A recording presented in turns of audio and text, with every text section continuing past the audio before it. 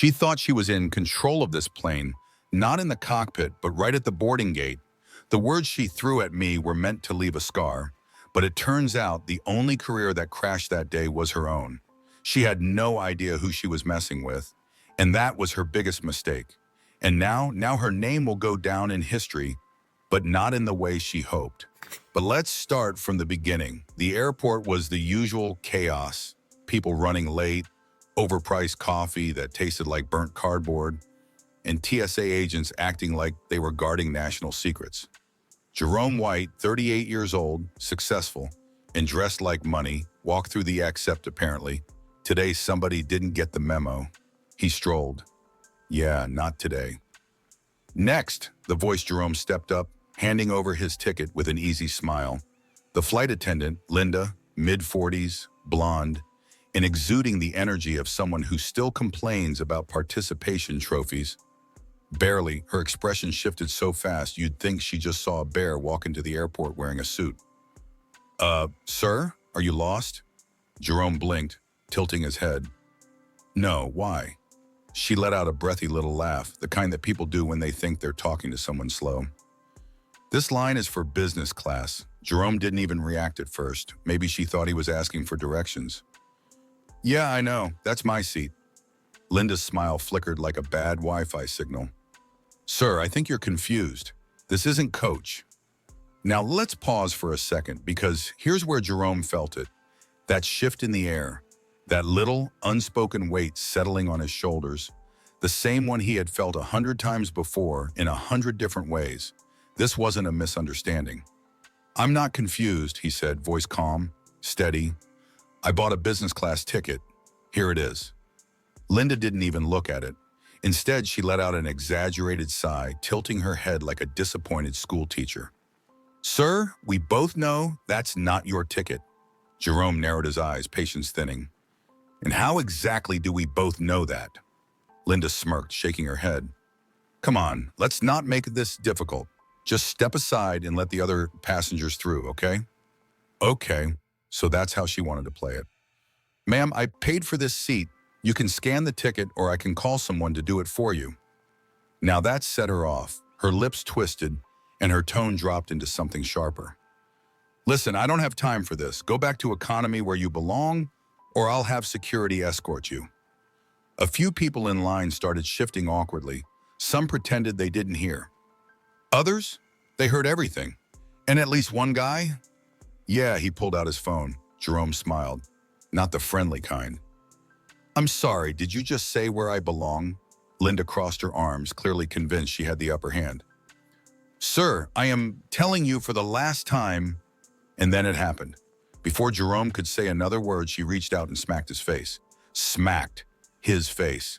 The sound was loud, a crisp, sharp slap that cut through the terminal noise like a firecracker. Everything froze. People turned, gaped.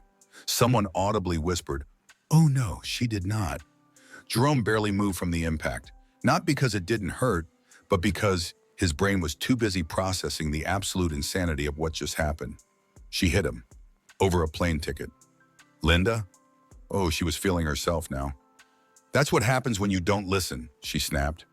Jerome exhaled through his nose, slow and controlled. Say that again. Her smirk widened. I said, that's what happens when people like you don't know their place. Oh, she really went for it. The guy with the phone, yeah, he was recording now. The terminal, once full of chatter, had gone dead silent. Jerome felt that deep, simmering heat in his chest, the kind that only came from years of having to smile through moments like this. He adjusted his tie, straightened his sleeves, and then, voice still as smooth as butter, he said, You sure about that? Linda scoffed. What are you gonna do? Cry about it? Jerome didn't answer. Instead, he pulled out his phone. His fingers moved fast, typing out a message that was about to change everything. Linda, she had no idea what kind of storm was about to hit her. The terminal was dead silent. Phones were out, eyes were locked in. Even the guy at the overpriced coffee stand had stopped pretending to care about making lattes and was fully invested in whatever chaos was about to unfold. Jerome White stood there, straightening his suit like he hadn't just been assaulted at the gate of his own airline. He glanced at Linda, who, by the way, still looked like she had just won something. Oh, she was feeling herself. Are you done? Jerome asked, slipping his phone back into his pocket. Linda folded her arms, smirking like she had just solved world hunger. That depends. Are you done wasting my time? A woman in the line gasped. Someone else whispered, she's really doubling down? Jerome tilted his head, his expression unreadable. All right then. And just like that, he turned and walked away. Linda's smirk widened.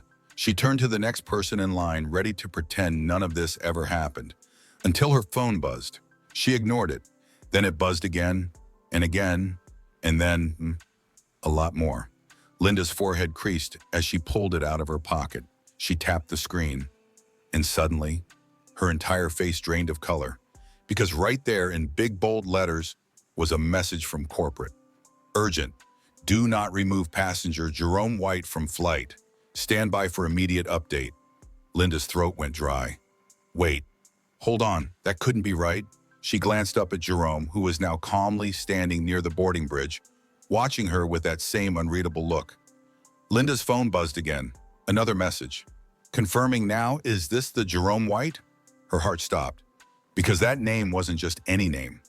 That name belonged to one of the most powerful men in the aviation industry, the CEO, the owner, the man who literally signs paychecks, her paychecks. Linda felt her stomach flip. This wasn't happening.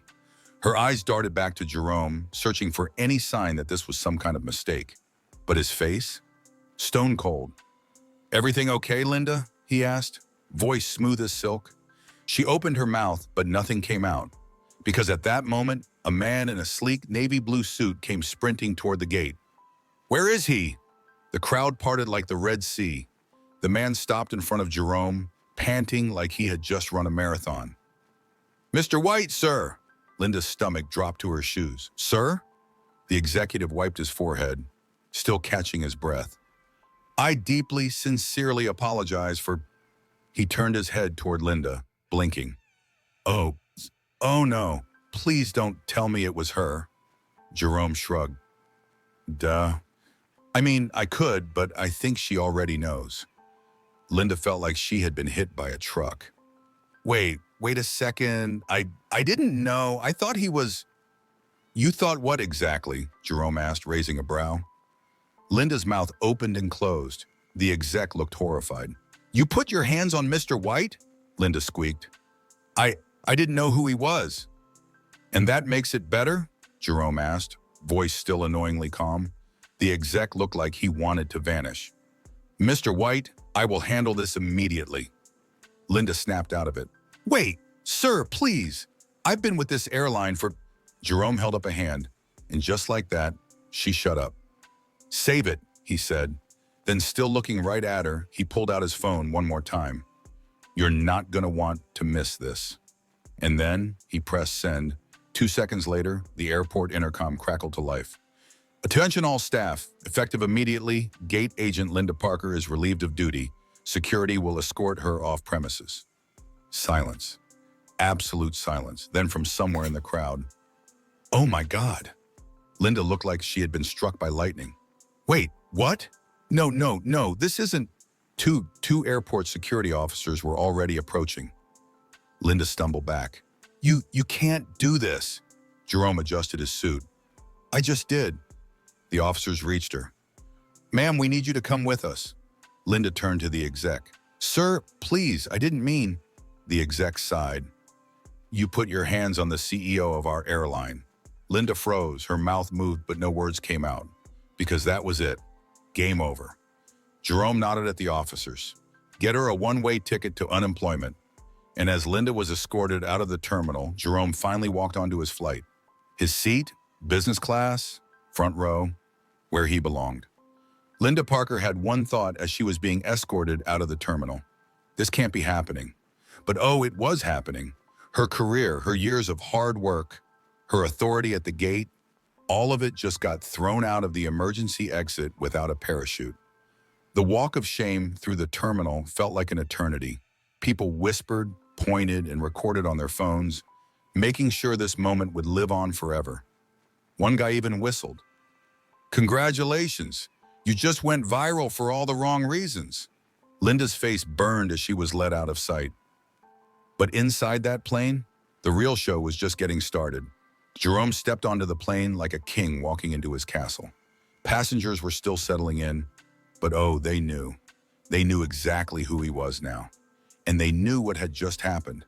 A flight attendant, a different one with actual common sense, practically sprinted over to him. "Mr. White, welcome aboard, sir. Let me show you to your seat." She sounded nervous. Understandable.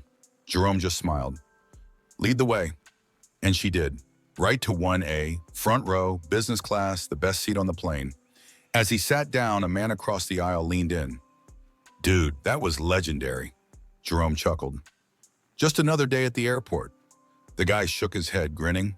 "Nah, man, that was straight up karma in real time. Better than TV." A few other passengers gave nods of agreement. Respect. Jerome relaxed into his seat. The whole fiasco was over. He could finally enjoy his flight in peace, or so he thought, because someone else was having a very, very bad day. Back on the plane, things were running smoothly, well, for most people. Jerome was enjoying his complimentary drink when a flight attendant approached. "Excuse me, Mr. White?" He looked up. "Yes?" She hesitated, choosing her words carefully. "The captain would like to have a word with you in the cockpit." Now that was interesting. Passengers didn't just get invited to the cockpit. Jerome raised a brow. "All right, lead the way." As he stood up, whispers followed him. "Why is he going to the cockpit? Dude's the boss. He can probably fly the plane if he wants." Not quite, but close. When Jerome stepped inside the cockpit, the captain, an older man, seasoned, the type who had been flying longer than some people had been alive, turned and gave a respectful nod. "Mr. White, sir, just wanted to personally apologize for what happened back at the gate." Jerome appreciated that, a real apology, from someone who actually meant it. "I appreciate that, Captain. Not your fault." The captain nodded, but then his face got serious. "There's something else, sir. Thought you should know." Jerome folded his arms. "Go on." The captain sighed. "Linda Parker, the woman from the gate? Yeah, she's in the terminal, crying to every news outlet that'll listen." Jerome closed his eyes for a second. Oh, of course she was. Back at the terminal, Linda was unraveling. Her phone wouldn't stop buzzing. Calls, texts, notifications. But none of them were from people offering help. Her boss had called, and not to offer her job back. The last message she got, a screenshot of her name trending online. "Wow, you really ruined your life in record time." Reality was setting in. She had lost everything. Her job, her reputation. And now everyone knew her name. A reporter shoved a microphone in her face. "Linda, do you regret what happened?" Her lip trembled, and she had nothing to say. Beck had already made up its mind. How would you have handled this if you were in Jerome's shoes? Would you have stayed calm or fired back immediately? Share your thoughts in the comments. Have you or someone you know ever experienced something like this? How did you deal with it? Don't forget to like if this story hit you and share so more people understand that things like this shouldn't go unchecked. This story wasn't created for drama. It was created for change. To shine a light on bias and remind the world that respect is non-negotiable. Your opinion matters.